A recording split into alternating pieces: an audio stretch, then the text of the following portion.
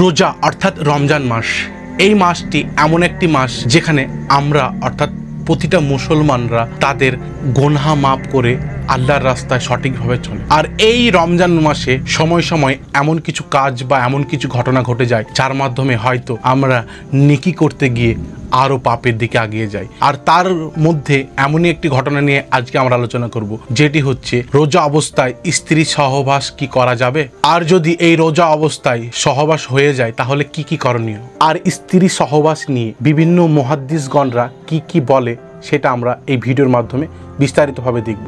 তো চলুন দেরি না করে ভিডিও শুরু করি।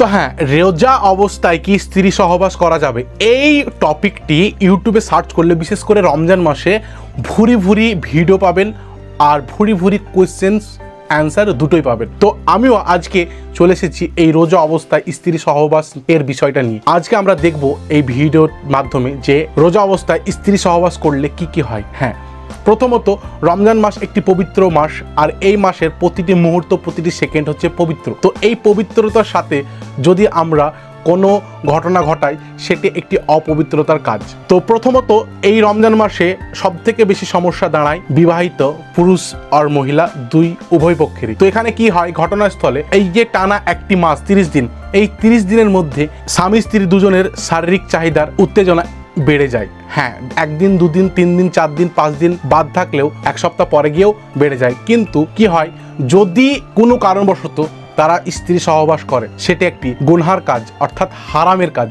যদি খুলে বলি আপনাদেরকে এই রোজা অবস্থায় কতটি করণীয়, কি করতে পারবেন, সেটা হচ্ছে যে আপনি স্বামী স্ত্রী চুম্বন করতে পারবেন, ভালোবেসে আদর করে পাশে শুয়ে থাকতে পারবেন, বাট রোজা অবস্থায় স্ত্রী সহবাস করতে পারবেন না।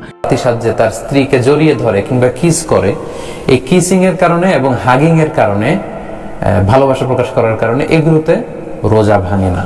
এটা কি শুধু রোজা অবস্থায় নাকি রাতেও আমি করতে পারবো না? এখানেও অনেক মুহাদ্দিস বা অনেক মৌলবীদের মতে আপনি রোজা অবস্থায় বাদ দিয়ে আপনি যদি রাত্রির দিকে করেন স্ত্রী সহবাস, স্ত্রীর সঙ্গে মেলামেশা, তাহলে আপনাকে ভোর রাতে সেহেরি খাওয়ার আগে বা সেহেরির সময় আপনাকে ফরজ গোসল সেরে নিতে হবে। এই মেলামেশা সম্পর্কে বিখ্যাত বাংলাদেশের বক্তা মিজানুর রহমান আজহারি কি বলছে সেটাও আমরা একবার দেখি, চলুন। কিন্তু আমরা সাজেস্ট করব যে এই জাতীয় কাজে যাতে আমরা দিনের বেলা জড়িয়ে না পড়ি, কারণ আপনি যদি আপনার বিবাহিত স্ত্রীকে জড়িয়ে ধরেন বা কিস করেন, এতে হয়তো আপনি সেক্সুয়ালি আরো এক্সাইটেড হয়ে যেতে পারেন।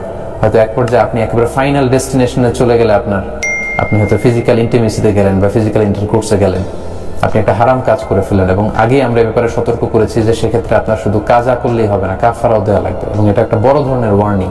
হ্যাঁ, এটা তো ছিল স্ত্রীর সঙ্গে ভালোবাসা, কিস করা, হাগ করা এই বিষয়টা।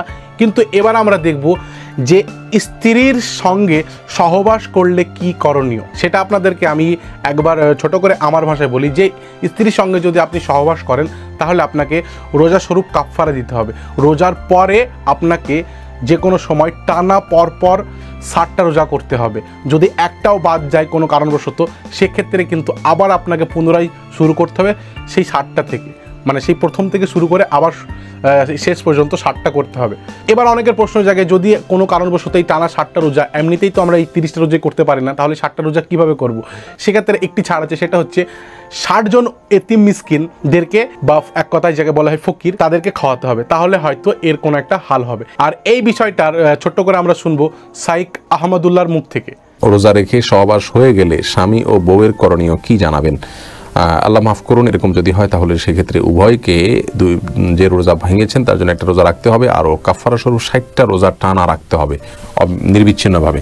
মাঝখানে কোনো প্রকার বিচ্ছিন্নতা হয়ে গেলে আবার শুরু থেকে রাখা শুরু করতে হবে। আর যদি সেরকম তৌফিক তাদের না হয় তাহলে 60 জন মিসকিনকে তারা খাবার খাওয়াতে হবে। তো বন্ধুরা, আমার মনে হয় এই রোজা অবস্থায় বা রমজান মাসে আপনার স্ত্রীর সঙ্গে মেলামেশা বা সহবাসের বিষয়টা নিয়ে কিছুটা না হলেও ক্লিয়ার হয়েছে।